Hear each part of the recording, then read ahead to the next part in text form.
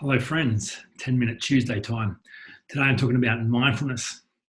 Mindfulness and meditation are something that I have wanted to be good at for the longest time and have often felt so inadequate at, insecure about. Uh, Surely I must be missing something, not getting it right.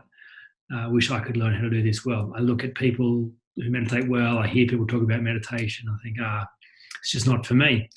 It keeps coming back into my awareness and keeps being something that I'm reminded of as a useful strategy. So again, I've explored the power and value of mindfulness and meditation, and again agree that it is something worth persevering with.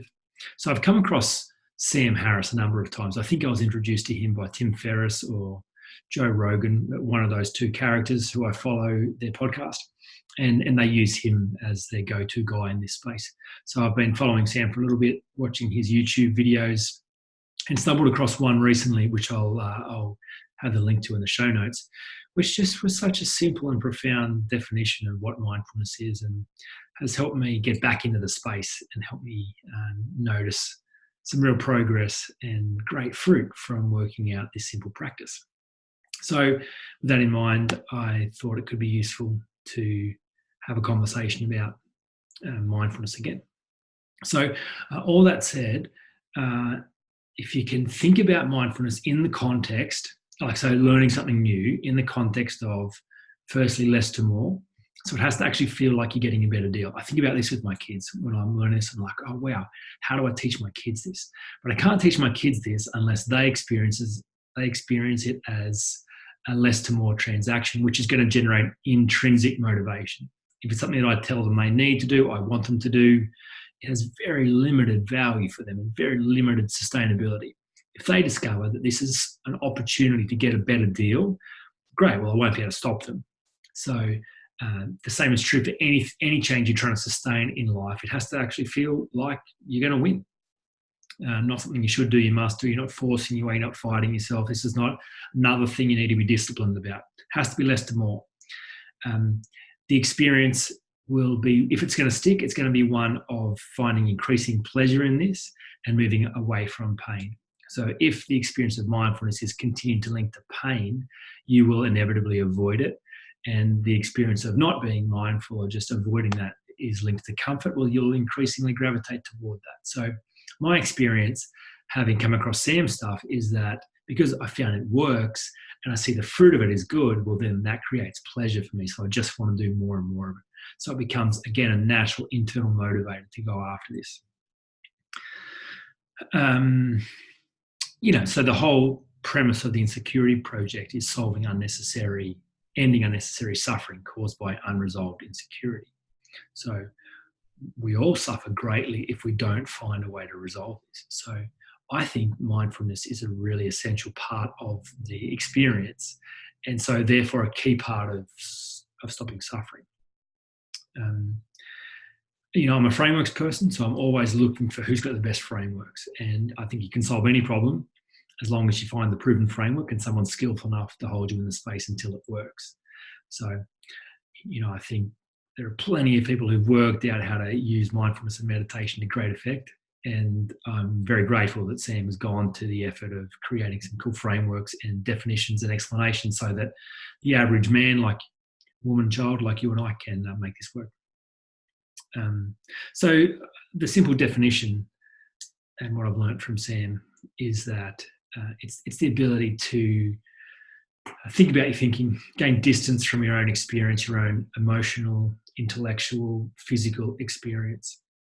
We experience everything in a field of consciousness. So that is how we have our experience of life. We have senses, they give us experiences, and those experiences feel like our reality. But in the practice of mindfulness, you notice that all kinds of things pop in and out of your conscious awareness, and not everything has to be acted on. So suffering happens when you lose all the ability to respond to the stimulus. So stuff happens and you're hopelessly unable to react in any other way than you've always reacted. So you feel stuck and powerless and it's out of your control and you're just going to do what you're going to do. So if you start being angry, you get consumed by that anger. If you start feeling insecure, you get consumed by that. Anxiety takes over your whole experience. Jealousy, the fear of rejection, whatever it is, the moment it's triggered, well, it's going to run its full course and you have no power. You're going to suffer greatly. So with the practice of mindfulness, it's this ability to get some distance and just notice that you have a range of experiences that come and go, and they all pop in and out of this field of consciousness. And if you can notice that and experience that and practice the art of noticing, practice the skill of observation, of being curious, of watching things come and go, then you quickly discover you don't have to respond to anything. A thought pops in and it can pop out just as quickly. An emotion arises and can fall. A suggestion comes and it can be ignored. So there are three things which I think are really relevant and useful in today's 10-minute Tuesday about mindfulness. And this is what I think makes mindfulness super exciting. So point number one is that fear is irrational, especially the fear of not being good enough. That is entirely irrational. Of course, we all kind of know that it has to be true that we are enough, yet the experience is, for most people, they don't believe that's true, they don't feel that's true. That's not what they've come to know as their reality. And so this fear takes on a life of its own and consumes them and controls them and dictates what happens next. Yet all insecurity is built on a work of fiction. It's created in a moment in time when some pain happens and that pain is interpreted in a personal way and a negative, disempowering, limiting belief is created. But it's irrational. It's not true. It's just a story. So fears exist and are strengthened when left unobserved. Simple idea. Fears are weakened and diminished by observing them, by noticing them, by looking at what is happening. So in every case, when I'm working with someone solving insecurity, a big part of the process is walking around that fear before they get ready to fight it, solve it, overcome it. It's just to observe it. It's to sit with it. It's to notice the holes in it. It's to notice the inconsistency. It's to notice the stuff that doesn't even make sense. Just like when you hear someone else talk about an irrational fear. My son has an irrational fear about cactuses. You've heard me say that before. Often he'll wake up in the middle of the night afraid that there's a cactus in his room. And not only is there a cactus in his room, but the cactus is going to get him. It's somehow going to walk across from wherever it is and attack him. Now, that is his experience. And that fear, when unexamined, just gets bigger.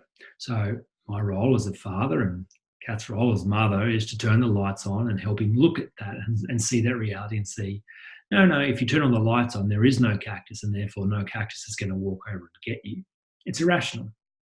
So the practice of mindfulness and meditation simply does that. It helps you notice how irrational fear is. And every moment spent noticing how irrational fear is a moment spent diminishing that very fear. The second thing, it helps us break the tendency to identify with our thinking, our feeling, our emotions, and our beliefs. So often I'll hear people say, I'm just really angry. Or, I'm just feeling emotional today. Or, I'm just a negative kind of person. Or I'm a pessimistic kind of person. Or I'm an insular kind of person. Or I'm a person who just always imagines things are going to go badly. So this description of I am the way that I feel, I am the way that I think, this is me. The practice of mindfulness and meditation helps you distance yourself from those thoughts and go, oh, look at that. That's not me at all.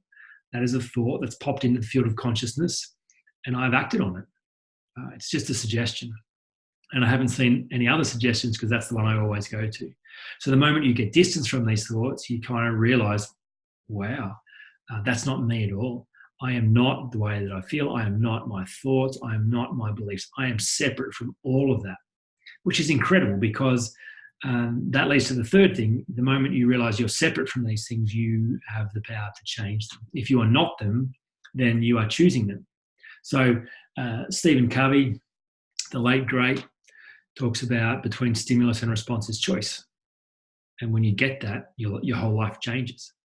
Mindfulness increases awareness, Mindfulness increases awareness, which increases choice. It gives you time. It helps you gain that split second of option that you never had before, where something arises. You notice feeling sad, you notice feeling happy, you notice feeling tired, you notice feeling annoyed, frustrated, upset, rejected.